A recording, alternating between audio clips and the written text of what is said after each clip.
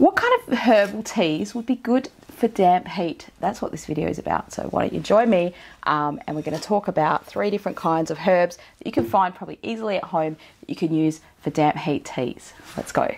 So drinking herbal tea is a common pastime and it's a thing that people can do very easily at home. It's something you could use to replace your tea, your regular tea or your coffee, or just to add to the things that you have.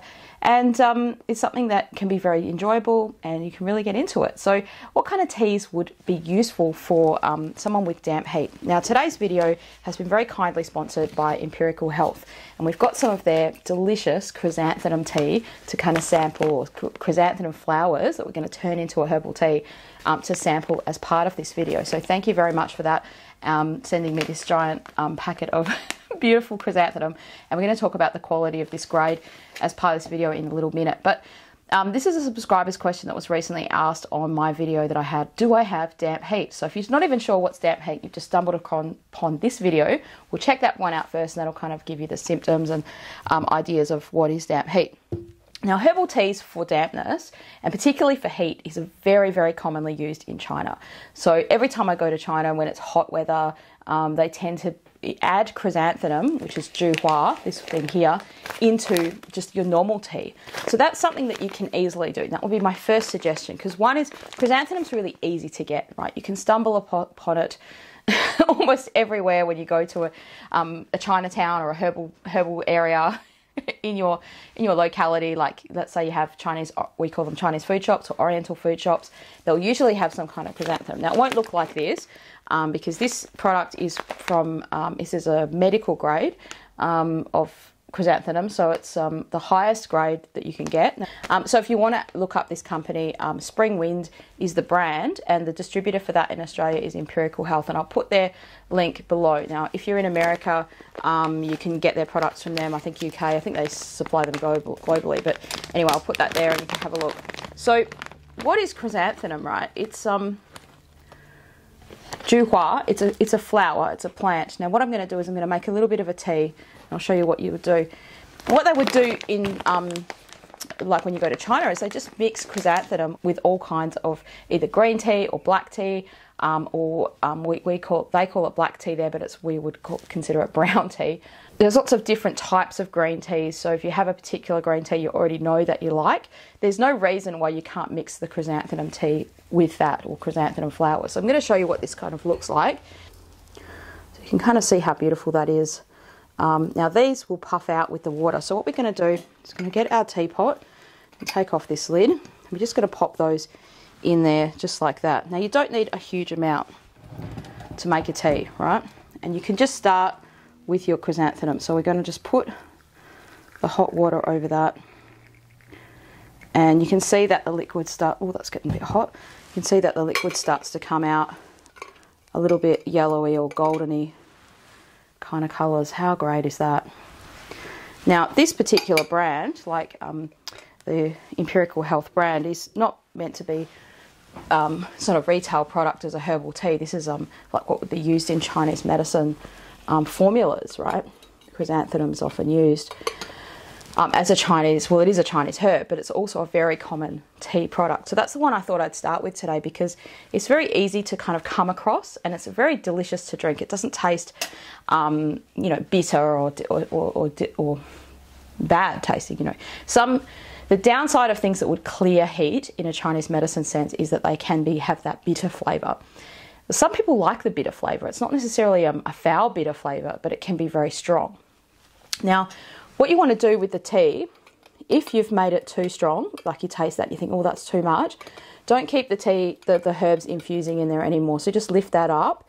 Or if you've got a tea strainer and you're putting it into a tea ball kind of infuser, just take that out and don't let it continuously infuse. Now, with all herbal teas, anything you make like this, you can pour the hot water over these herbs between 3 to 5 times over. Now, each time you pour it, the colour will probably go a little bit less, particularly for flowers. Maybe 3 times is a lot, maybe 2 times would be sufficient, but you can tell by the taste. There's some things that are a bit more stick-like, let's say, that can be used for herbal tea. So I've got heaps of herbs behind me. And some of those things might take a little bit of time for the water to soak in. And so the second pour or the third pour, even if you're using it on an infuser. So what I have is this thing here, and then this thing here. This, you can put a little tea light candle under that and it keeps it warm. So the second herb I want to show you is a herb called Chao. Now it's not as common to get. Oh, here. It's not as easy to get, but it is possible to get it from like local Chinese food shops. You can still get it from those places. Oh, this hasn't been open for a while. It's my display Chao. A little bit hard to open that one to my display Chao. And so this, you can see this is much more of a, well, it's not really it's not a stick. This was a fruit or a little seed part of it. But it's stick-like. It's thicker, right? It's a lot thicker than the chrysanthemum leaves. Now you can just mix some of that into this. So you can see how much I'm using, like a little, let's say, a teaspoonful, and this will make a whole pot of tea. And to answer this person's question, like, really, I'm going to tell you what herbs you could use. And then it's up to you to infuse them into the flavour, I guess, that you like. So you could mix and match all these things I'm mentioning today together. You can mix them all into one tea. And that's what I've done. Here's what I've made earlier. I have a herbal tea company, and one of the herbal teas we make is called spring tea. And that's kind of got a mixture of many of these things I'm telling you about now together, because it just kind of has a good flavour mixed in together. Some things by themselves probably nicer than others. Another one that's common is called honeysuckle or Junyanhua. So honeysuckle is a lot more stronger at the heat clearing than your chrysanthemum or maybe even your Chao. It's much more commonly known one for heat clearing. But you can pop that into there. This is also a display one.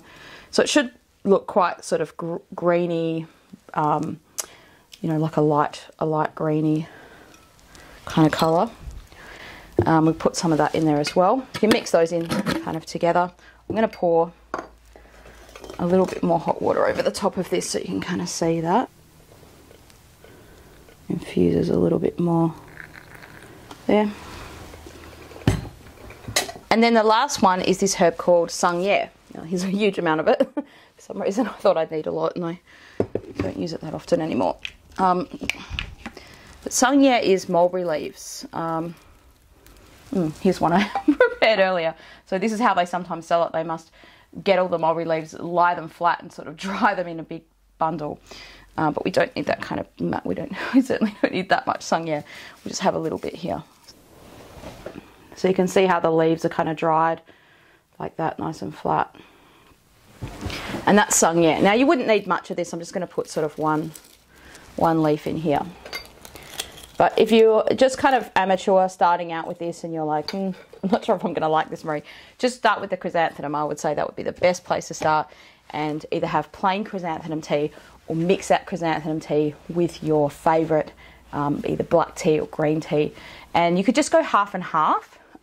If you really don't mind the taste of how it tastes, then maybe put a little bit more of the juhua, the chrysanthemum, into there.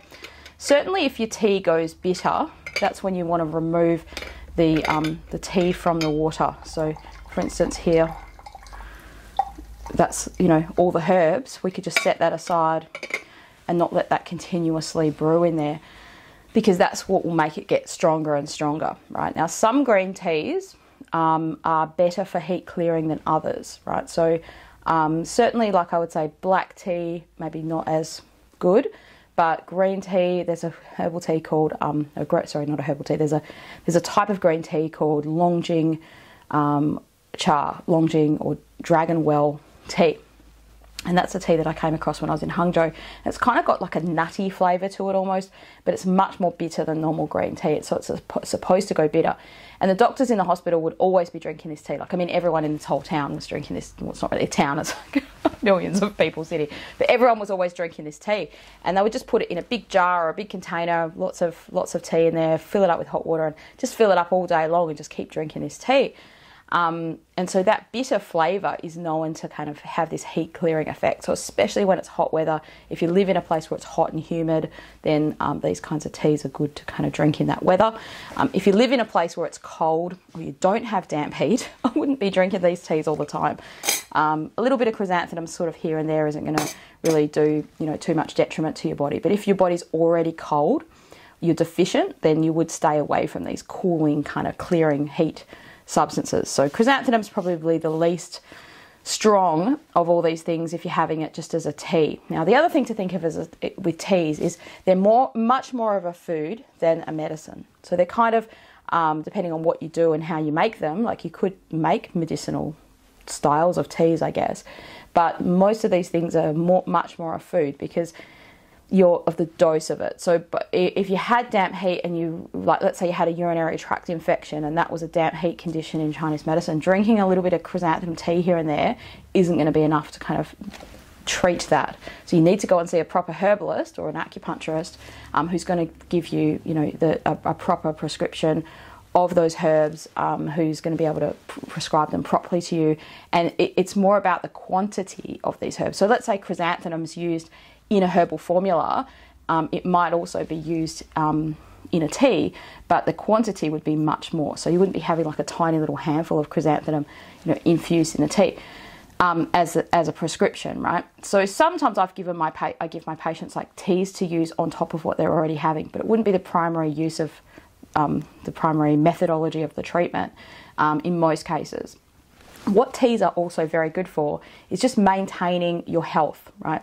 So in China, they have this kind of thing of like keep away heatiness. And I've even seen tea on the shelf there in the supermarket called, you know, keep away heatiness tea.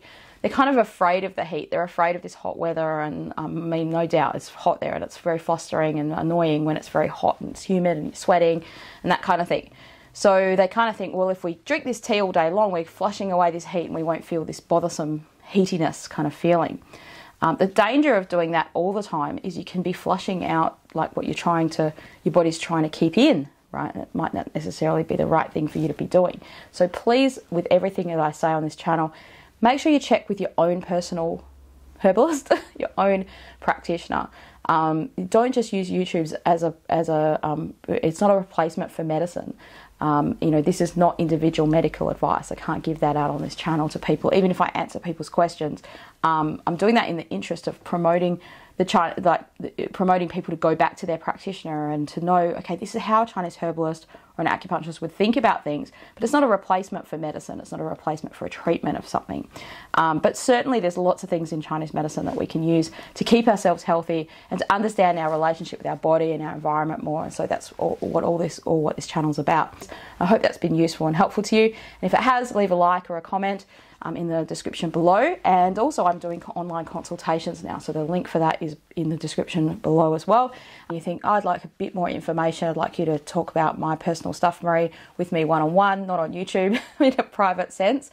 I am doing online consultations for people all over the world now with Zoom or things like that. So thank you so much for watching, and thank you so much for your question about what kind of herbal teas should I have for damp heat. It's been an interesting video to kind of make this.